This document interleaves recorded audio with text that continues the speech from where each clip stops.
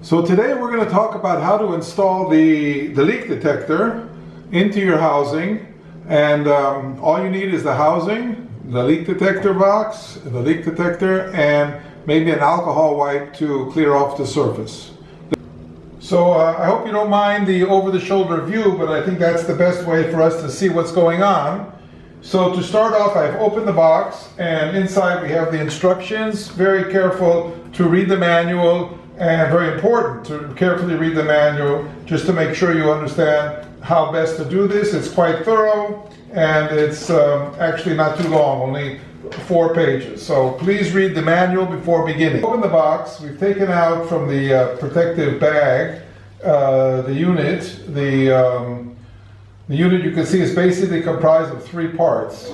The actual sensor, which is here at the bottom, and the wires that connect to the light, the warning light, the flashing red light, and also the little speaker which gives the alarm, the sounding alarm. And I'll just demonstrate it here so you can see it.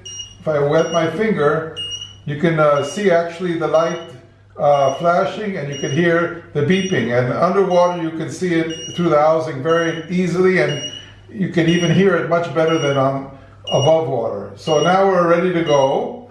So I start. First of all, I'm just going to try to stop this thing from making noise just by wiping it off.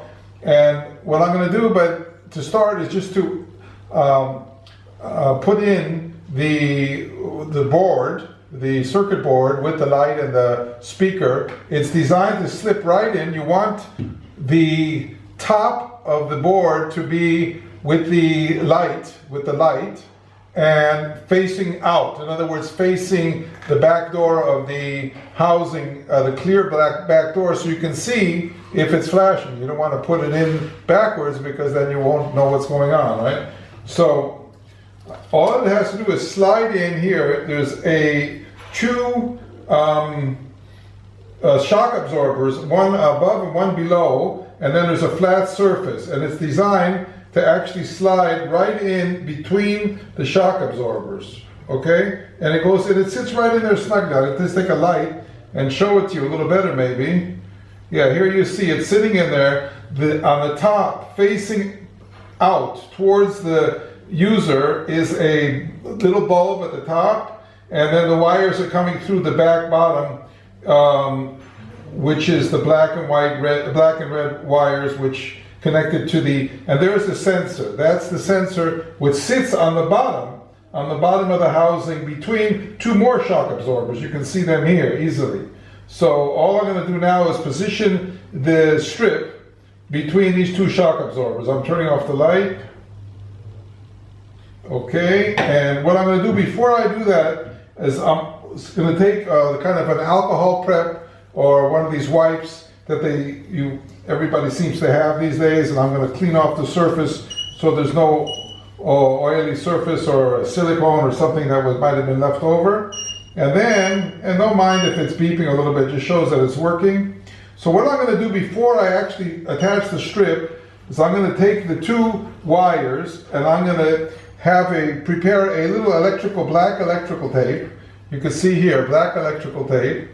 And I'm going to position the wire so it sits against the plastic on the inside of the housing. So it just takes up some of it holds it into position. But be very careful, once again, because these wires are delicate, and if you pull them, they can come out of the solder. And so I just put it in there against the wall here, so it keeps it in place. You can see it now.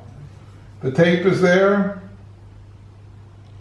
holding it in, and then now what I have to do is just peel off on the bottom of the strip. There's a little protective cover because it's 2-sided tape there. In other words, there's tape on the bottom, adhesive, and then I position it between the 2, like I said, between the 2 absorbers here, between the 2 shock absorbers, and I just press it down very firmly, being careful once again of the wires. Once again, I'll put the light on so you can see that's the position.